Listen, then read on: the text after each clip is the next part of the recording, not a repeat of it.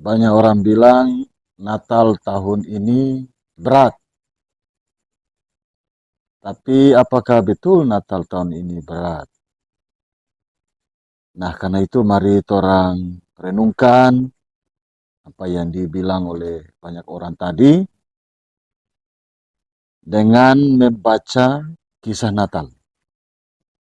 Nah, malam ini orang baca menurut Matius pasal 2 ayat 13 sampai ayat 15. Eke baca dulu. Penyingkiran ke Mesir. Setelah orang-orang Majus itu berangkat, nampaklah malaikat Tuhan kepada Yusuf dalam mimpi dan berkata, "Bangunlah, ambillah anak itu serta ibunya. Larilah ke Mesir dan tinggallah di sana sampai aku berfirman kepadamu. Karena Herodes akan mencari anak itu untuk membunuh dia." Maka Yusuf pun bangunlah. Diambilnya anak itu serta ibunya malam itu juga, lalu menyingkir ke Mesir dan tinggal di sana hingga Herodes mati. Hal itu terjadi supaya genaplah yang difirmankan Tuhan oleh Nabi, "Dari Mesir kupanggil anakku." Oke, terima kasih. Apakah memang Yusuf dan Maria dalam cerita ini sungguh-sungguh mengalami pengalaman hidup yang berat? Sehingga dorang harus mengungsi.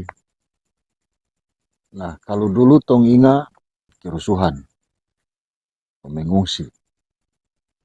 Kira-kira itu karena ada tekanan berat, sehingga tong mengungsi. Terutama tong rasa takut untuk mengungsi. Atau bagaimana? Oke. Tekanan berat, terus takut. Takut kalau tentara mengungsi kan tong mati. Tong mengungsi juga waktu itu tong hati-hati. Tong pilih mau. Tong naik itu body. Kapal Naik body. Bukan kapal besar, cuma kapal. body. Naik body kecil saja. Masih dapat ingat itu waktu perahu kecil menyeberang ke body itu. Tong hampir jatuh. Sampai sekarang kalau baku dapat ibu guru untung baik itu masih selamat. Karena waktu itu bukan mati karena dapat bunuh, tapi mati karena tenggelam. Begitu Jadi kalau tong tara mengungsi, tong mati kan? Kalau tong mati kan tara ada kelangsungan hidup. Sekarang tong sudah ada kalau tong tara mengungsi. Nah, itu juga cerita di sini. Cerita Natal ini. Kalau malam itu Yusuf dapat suara dari malaikat bilang, "Ngana bangun, pergi bawa maitua dengan anak itu lari ke Mesir." Tuh? Iya, karena Herodes cari-cari. Nah, untuk apa? Untuk supaya ada kelangsungan hidup. Tapi betul terhadap pengalaman hidup mengungsi karena memang tuan takut mati.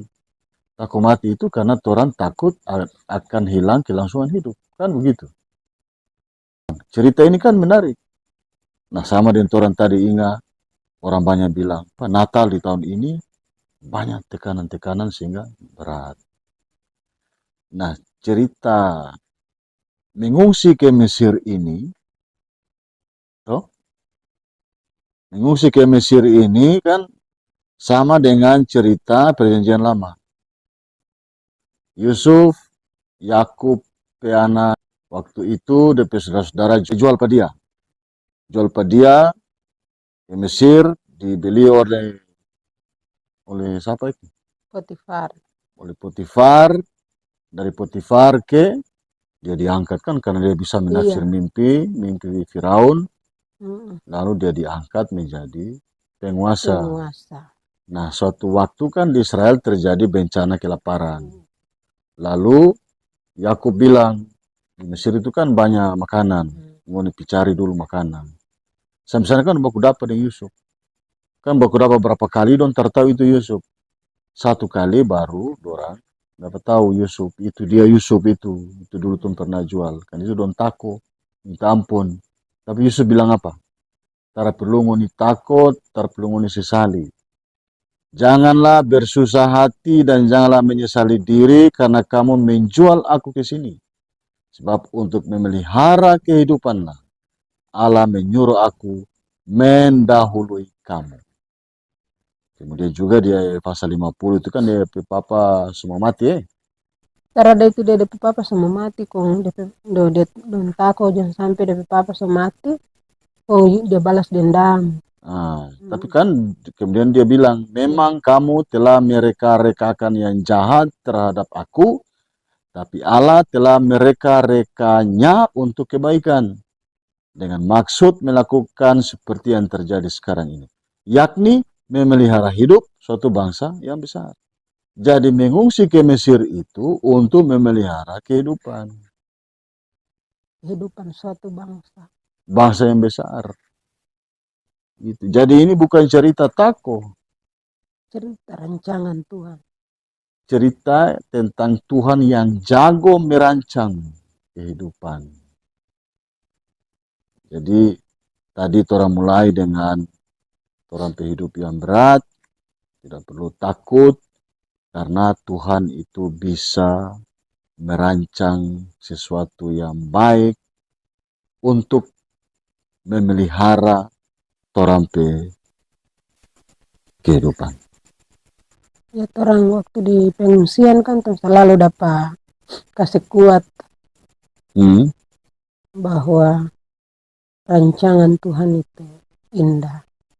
Masa depan yang Tuhan siapkan itu masa depan yang penuh harapan. Itu dapat pesan terus 4 orang. Tuhan dapat pesan terus. Yang bikin kobong itu Yeremia itu surat kiriman pada orang-orang buangan. Jadi tahu di pengungsian juga tahu selalu bahwa rancangan Tuhan itu indah dan Tuhan berikan orang hari depan, masa depan yang penuh harapan. Selain itu kan cerita Yusuf itu ya, Yusuf dan saudara ini kan cerita perdamaian. Lu baku damai kan? Setelah Yusuf dengan hati yang lugas, menerima DP saudara-saudara tanpa mempersoalkan kejahatan mereka masa lalu, perbuatan mereka masa lalu, sekarang dia terima apa adanya untuk suatu kehidupan yang penuh damai. Nah, orang di game ini kan mau baku damai juga. Belajarlah cerita ini.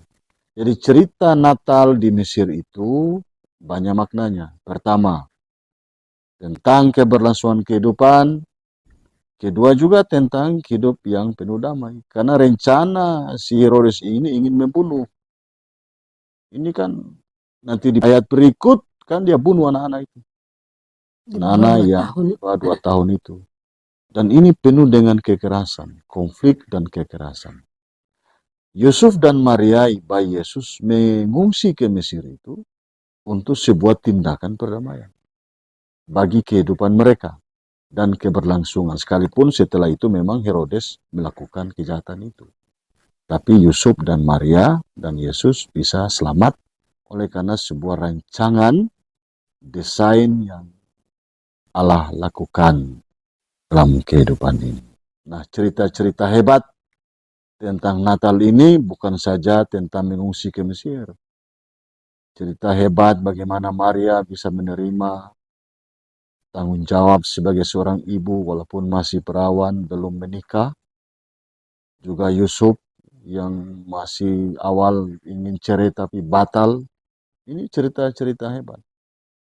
Juga gembala-gembala. Tuh?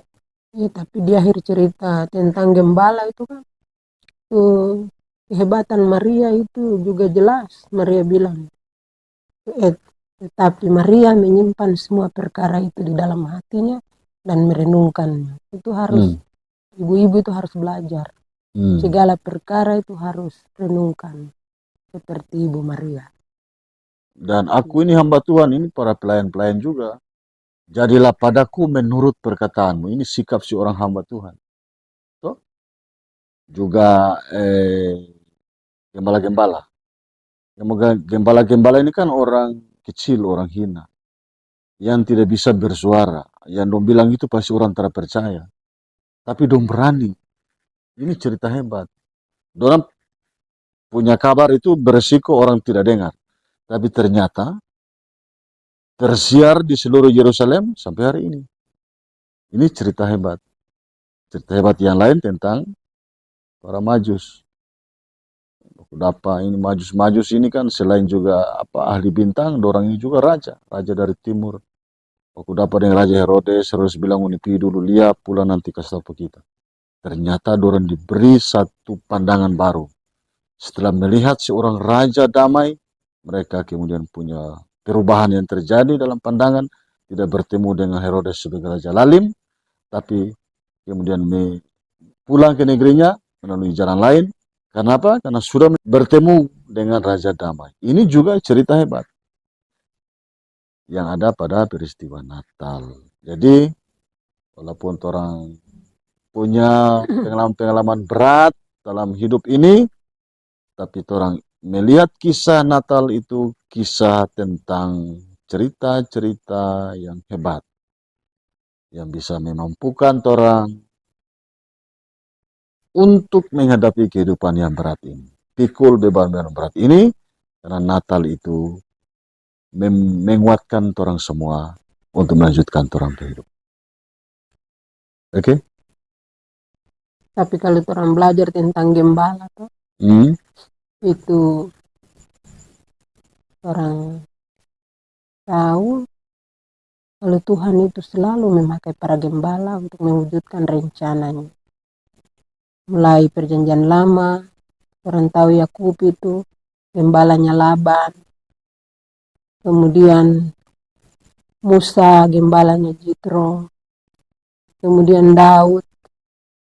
Jadi Yakub itu kan dia paling hebat. Habis itu dia nama Israel.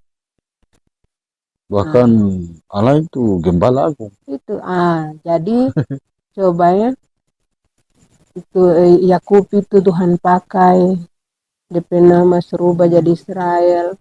Ada berkat-berkat khusus yang Tuhan kasih pada dia. Kemudian Musa gembala Jitro 40 tahun.